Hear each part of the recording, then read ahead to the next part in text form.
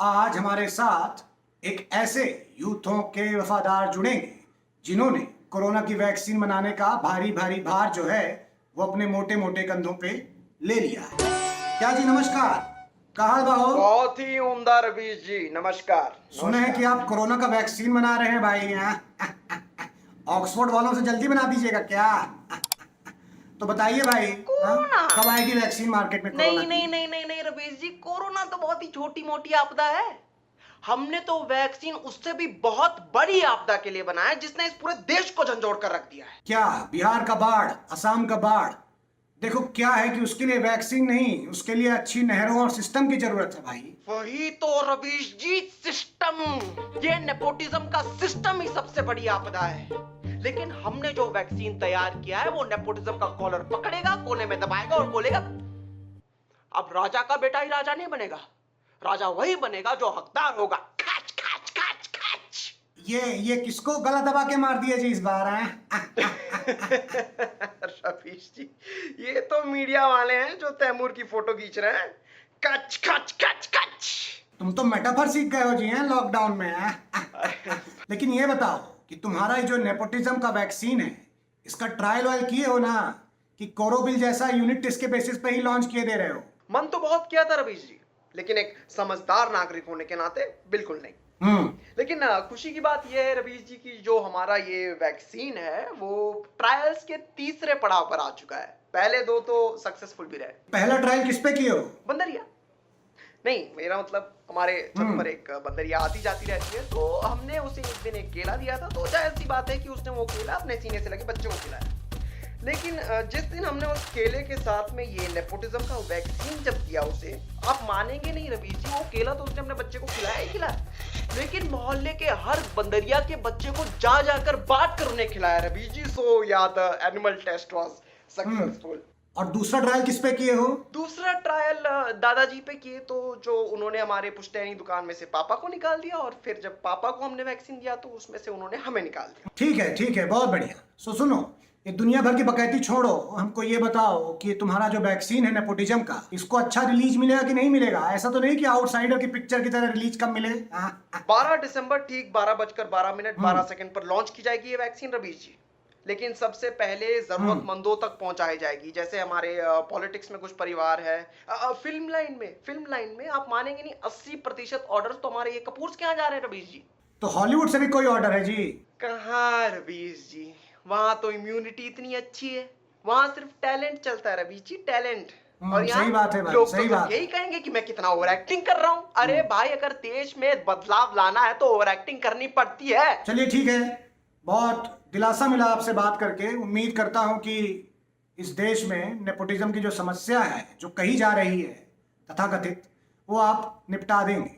रवीश जी, मुझे बस एक बात कहनी थी कि कुछ थोड़े से रिसर्च ट्रायल्स और हैं, तो फंडिंग अगर आपसे थोड़ा सा। देखो पीछे सुनो, देखो पीछे बंदरिया आ गई, जाओ केला दो उसको। देखो जाओ भागो, हाँ जाओ। तो चलिए अगले यूथ से बात करते हैं और जानते हैं कि उनका अनलॉक 2.0 कैसा जा रहा है। 8 बजे डाक देखना ही नहीं है, समझना भी है। 10 बजे ऑफिस, 2 बजे लंच ब्रेक। भाई 9:15 बजे लूडो रखते हैं। हाँ ठीक है। क्या जी, यूट्यूब के लिए तो टाइम ही नहीं छोड़े हो हैं? अरे राजा हमको कब जी, देखोगे हैं? बड़े बड़े देशों में तो छोटी छोटी बातें होती रहती हैं। और आपको तो पता ही है, जिंदगी ना मिलेगी दोबारा। बहुत ज्यादा बिंज वॉच कर रहे हो क्या आजकल? राजा जी, आप मुझे कोई मामूली बिंज वॉचर मत समझिए। अरे मैं मूवीज देखता ही नहीं हूँ, मूवीज जीता भी हूँ। कहानी शुरू हुई आज से करीबन 3 महीने पहले। मैंने देखी रॉकस्टार। ओए होए क्या मूवी है। बस वहीं से खटाना भाई की बात दिल पे लग गई, मेरे दिल पे। 3 महीने लग गए मुझे मंजू को इंस्टाग्राम पे हाय डियर से लेके आई लव यू बुलवाने तक, ताकि वो हाँ बोले और उसके हाँ बोलते ही मैं उससे ब्रेकअप कर लूं। फिर क्या था, मेरा भी दिल टूटेगा और मैं भी निकल पड़ूंगा पहाड़ों पे कहीं सोलो ट्रिप में। हाँ बाजी, तुम तो बहुत मेहनत कर रहे हो दिल तोड़ने के लिए भाई। तो हम ये पूछ रहे हैं कि ट्रिप का पैसा ऐसा बचाए हो तो एक काम करो, वो पैसा जो है वो राजा रवीश कुमार केयर फंड में डाल दो। हम ये केयर फंड तुम्हारे ऐसे टूटे आशिकों के लिए ही बनाए हैं। जब बरखा ने हमारा दिल तोड़ा था तो हमने भी ऐसा बनाया था। और एक बात बता दें, उसका अगर हिसाब मांगोगे हम दे देंगे, आरटीआई करोगे तो, है समझे? छुपाएंगे नहीं। राजा जी देखिए, ऐसा नहीं है कि मुझे आप पे भरोसा नहीं है, लेकिन क्या है ना कि इन्वेस्टमेंट और सेविंग जैसे मामलों में ना मैं हमेशा से एक्सपर्ट्स पे भरोसा करता है। अब देखिए, जैसे मैंने अपने लॉकडाउन का सारा खर्चा बचा के उसकी ईटी मनी पे एक एफडी करा दी है। बाजी, हम तो तुमको मॉडर्न यूथ समझे थे, हैं? तुम तो मॉम डैड जैसा बात कर रहे हो। अरे रवीश जी, तो मम्मी पापा कहाँ गलत बात किया करते हैं। देखिए, एफडी जो है वो हमेशा से ही लो रिस्क इन्वेस्टमेंट का उदाहरण रहा है, ठीक है। देखिए, जैसे घर जैसे लॉन्ग टर्म गोल्स के लिए एसआईपी तो चली रही है, और इस तरह के शॉर्ट टर्म गोल्स के लिए ना मुझे ऐसी प्लानिंग बिल्कुल सेफ लगती है। अब देखिए, जैसे बाकी एफडीज पे 5% तक इंटरेस्ट मिलता है, वहीं ईटी मनी पे एफडी पे 7.35% तक इंटरेस्ट मिलता है। राजा जी 7.35। अरे हम भी आपकी तरह नए जमाने के युवक हैं। बाजी ये तो बहुत अच्छा है, हैं?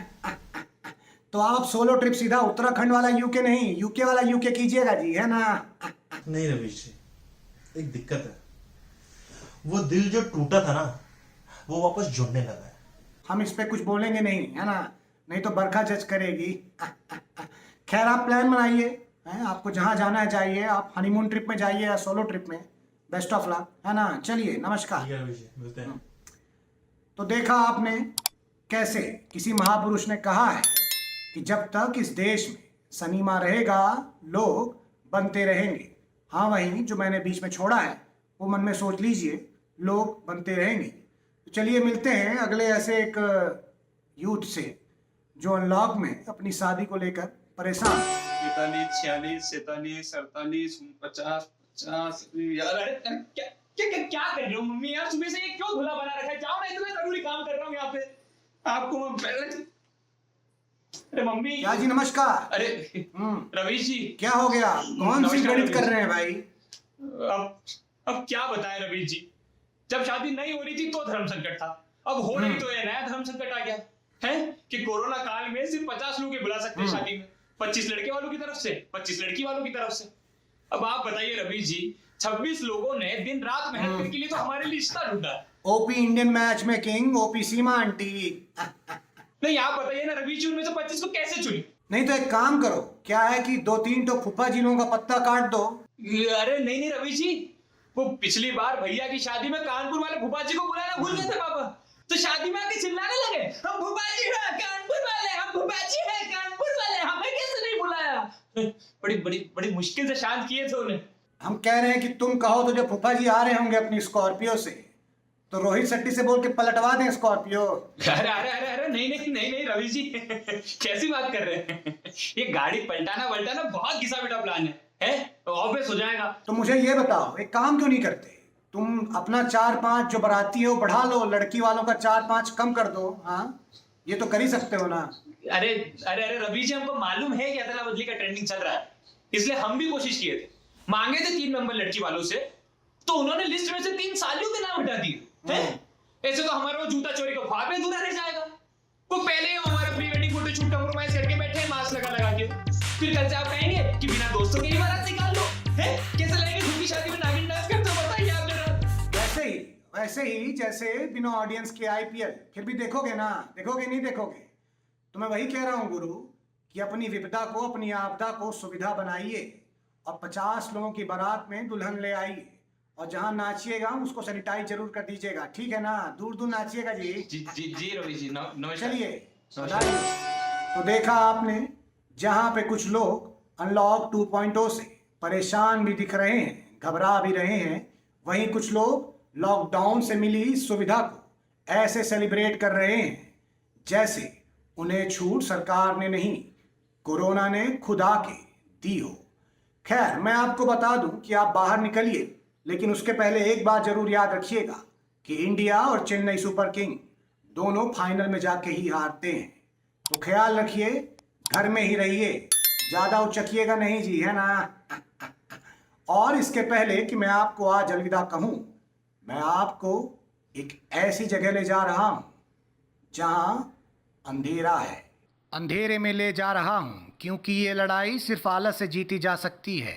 बाहर निकलने की कोई ज़रूरत नहीं है, क्योंकि बाहर अगर आप गए तो पुलिस आपको वैसे ही दौड़ाएगी जैसे बबलू को दौड़ाती है, और बबलू भागेगा, बबलू बबलू बबलू बबलू देखो कैसे भागा बबलू। तो गाइस कैसी लगी आपको ये वीडियो कमेंट्स में बताओ और ऐसी और वीडियोस देखने के लिए सब्सक्राइब करो।